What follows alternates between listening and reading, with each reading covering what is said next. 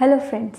So आपण या व्हिडिओमध्ये आपला जो क्रियाशीलचा पेपर 2 आहे युनिव्हर्सिटीचा फर्स्ट इयरचा, सो त्याच्यामध्ये LAQ, SAQ आणि MCQ याच्यासाठी इम्पॉर्टंट कोणकोणते टॉपिक्स आहे ते आपण याच्यामध्ये बघणार आहोत. सो हे जे आहे बेसिकली आपल्या NCISMचा सिलेबस आहे. सो ही ब्ल्यू प्रिंट आहे की याच्यामध्ये MCQ, SAQ आणि LAQ कोणकोणत्या टॉपिकवर येणार आहे किंवा नाही. ठीक आहे. हे जर आपण बघितलं त्याच्यावरून आपला अभ्यास हा आपल्याला इझी जमतो करण्यासाठी. ठीक आहे. सो बघा, आपल्याला काय सेकंड पेपरमध्ये सर्व धातू आहेत. ठीक आहे. उपधातू आहेत, मला आहे. ठीक आहे. सो बेसिकली आपण याचंच जे आहे हे थोडंसं इझी असू शकतं. ठीक आहे. सो बघा, पण मागच्या वर्षी पेपर हा ऑड आला होता थोडासा. सो त्याच्यामध्ये स्त्रोतस आला होता LAQला. ठीक आहे. सो स्त्रोतसाचं आपण थोडंसंच वाचलं आहे. सो त्याचंसुद्धा आपल्याला थोडंसं जास्त वाचावं लागणार आहे. ठीक आहे.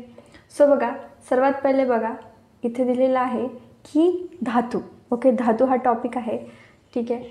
सो याच्यासाठी MCQ दिलेले आहेत, MCQ येणार आहे, त्याच्यावर SAQ येणार आहे, पण LAQ नाही येणार धातूवर. म्हणजे धातू एक सेपरेट, जस्ट धातूचं इंट्रोडक्शन, व्हॉट इज धातू, धातूची उत्पत्ती, त्याची निरुक्ती असेल. ठीक आहे. सो याच्यावर LAQ येणार नाही आहे. ठीक आहे. पण SAQ आणि MCQ हे येऊ शकतात. सो त्याच्या अनुषंगाने आपण त्याचा अभ्यास करायचा आहे. ठीक आहे. त्यानंतर आहे रसधातू. ठीक आहे. सो याच्यावर MCQ येईल, SAQ येईल आणि LAQसुद्धा येईल. ठीक आहे.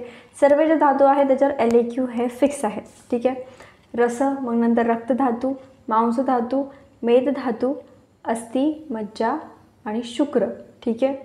सो हे जे 7 धातू आहेत आपले, सो याच्यावर बघा MCQ देखील आहे, SAQ देखील आहे आणि LAQ देखील आहे.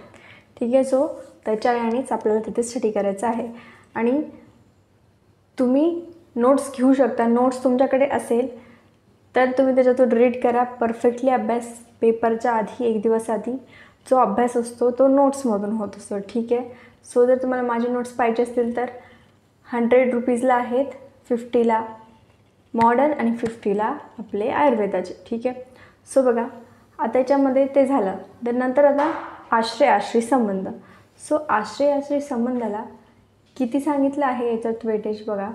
सो हे बघा, सर्वात पहिले आपले हे जे वेटेज होतं, ठीक आहे, कोणत्या धातूपर्यंत, मेद धातूपर्यंत 18 मार्क्सचं वेटेज आहे. ठीक आहे. सो याच्यातून त्याच्यानंतर आपला अस्थि धातू, मज्जा धातू, शुक्र धातू, आश्रय संबंध आणि ओज याला 19 मार्क्सचं वेटेज दिलेलं आहे. ठीक आहे. सो बघा, आता आपलं जे आहे जो आश्रय भाव आहे. ठीक आहे. सो याच्यामध्ये MCQ येणार आहेत, SAQ येणार आहेत, पण LAQ नाही दिलेलं आहे. सो SAQच्या हिशोबाने तुम्ही तिथे स्टडी करायचा आहे आश्रय भावाचा. आणि MCQ तर हे येणारच आहे त्याच्यावर डेफिनेटली. ठीक आहे. तुम्हाला ते पार्टच पाहिजे, तो चार्ट. ठीक आहे. त्यानंतर ओजवर काय MCQ येणार, SAQ येणार आणि LAQ देखील येणार. ओजवर LAQ येऊ शकतो. सो त्याची स्टडी आपल्याला तिथे कंटेंट लिहिता आलं पाहिजे LAQसाठी. ठीक आहे. त्यानंतर हे उपधातू. ठीक आहे. उपधातूचं इंट्रोडक्शन, स्तन्य, आर्तव आणि त्वक. ठीक आहे. सो हे याच्यावर MCQ येईल, SAQ येईल आणि LAQ देखील येईल. सो त्याच्या अनुषंगाने अभ्यास करायचा. त्यानंतर मल. ठीक आहे. मलाचं इंट्रोडक्शन, पुरुष, मूत्र, स्वेद आणि धातुमल. ठीक आहे. सो याच देखील MCQ, SAQ आणि LAQ हे येणार आहेत. सो त्याच्यात तुम्हाला तसा अभ्यास करायचा आहे, त्या दृष्टिकोनाने तसं वाचायचं आहे. LAQ आहे म्हणजे तुम्हाला त्याची डीप स्टडी करायची बेसिकली. ठीक आहे. देन नंतर इंद्रिय विज्ञान. ओके. सो इंद्रिय विज्ञान आणि मानस विज्ञान याच्यात MCQ आहे, SAQ आहे आणि LAQ देखील आहे. पॉईंट हे इम्पॉर्टंट आहे बघा, इंद्रिय विज्ञान आणि मानस विज्ञान. सो याचा तुम्हाला जास्तीत जास्त कंटेंट वाचून जायचं आहे पेपरच्या आधी. आणि ते जे आहे इंद्रिय विज्ञान आपण PVमध्ये शिकलेलो आहोत. ठीक आहे. संहितामध्ये देखील आपल्याला माहिती आहे बरंचसा. सो दॅट्स आपल्याला त्याचं जास्त वेगळं काही अभ्यास करायची गरज नाही आहे. सो याच्यासाठी LAQसाठी हे इंद्रिय विज्ञान आणि मानस विज्ञान आपल्याला स्टडी करायचं आहे. त्यानंतर आत्मा आणि निद्रा आणि स्वप्न. ठीक आहे. सो हे जे आहे त्याला MCQ आहे, SAQ आहे आणि LAQ नाही दिलेलं आहे.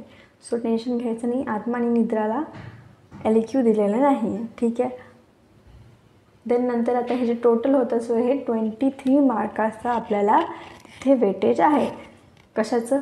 उपधातू, मल, इंद्रिय, मन, आत्मा, निद्रा आणि स्वप्न. ठीक आहे. सो त्याच्या अनुषंगाने अभ्यास करायचा आहे. इंद्रिय आणि मानसला LQ आहे सो ते मे बी येऊ शकतं. आणि हे मलसुद्धा करायचे आहे, त्याच्यावर देखील LQ आहे. ठीक आहे. त्यानंतर आपलं मॉडर्नचा पार्ट. सो मॉडर्नचा पार्टमध्ये बघा हे जे आहे हिमोपोएटिक सिस्टीम. सो याच्यामध्ये MCQ आहे, SCQ आहे आणि LQ आहे येणार. इम्युनिटीमध्ये MCQ आहे, SCQ आहे पण LQ नाही आहे. ठीक आहे, लक्षात ठेवा. Physiology of cardiovascular system MCQ, SCQ, LQ आहे. मसल फिजिओलॉजीमध्ये. ठीक आहे. आणि हे जे 3 आहे सो हे 18 मार्क्सचं त्याला वेटेज आहे. त्यानंतर फिजिओलॉजी ऑफ मसल. ठीक आहे. सो MCQ आहे, SCQ आहे पण LQ नाही आहे. ठीक आहे, मसलवर. आणि ॲडिपोस टिश्यू त्याला MCQ, SCQ आहे आणि LQ नाही आहे. आणि हे जे आहे हे 2 टॉपिक 7 मार्काचं वेटेज आहे त्याला. ठीक आहे, म्हणजे एक SCQ येईल आणि 2 मार्काचे MCQ त्याच्यावर येतील. देन नंतर physiology of female reproductive system आहे त्याच्यावर MCQ, SCQ आणि LQ आहे. फिजिओलॉजी ऑफ एक्सक्रेशनवर MCQ, SCQ, LQ आहे. Special senses, sleep and dreams याच्यावर LQ देखील आहे. सो मागच्या वर्षी LQ आला होता, टाईप्स ऑफ स्लीप लिहायचे आहे. सो ते जे आहेत त्याच्यामुळे तुम्हाला तेवढा त्याचा डीप स्टडी तुमचा असायला पाहिजे, कारण कंटेंट आपल्याला तिथे लिहिता गेलं पाहिजे. ठीक आहे. आणि मेन म्हणजे काय, पासिंगसाठी आपण त्याच्यामध्ये आपल्याला जर 1-2 मार्क, बघा 1-2 मार्कांनी आपली पासिंग ही होऊ शकते आणि ग्रेस देखील लागू शकतो. सो तो 1-1 मार्क हा काउंटेबल असतो. सो दॅट्स वाय आपण काय करायचं आहे, डायाग्राम ही काढायची आहे. ठीक आहे. सो डायग्राम का काढायची आहे, कारण डायग्राम आपण जर काढली तर तिथे आपल्याला त्यात देखील 1 मार्क मिळतो. सो मी देखील माझ्या पेपर्समध्ये डायग्राम काढले होते, जरी आमचा पेपर ऑड होता तरी देखील त्याच्यात मला चांगले मार्क्स आहेत. ठीक आहे. सो दॅट्स वाय डायग्राम काढायचे आहे जिथे जिथे पॉसिबल तुम्हाला वाटतं.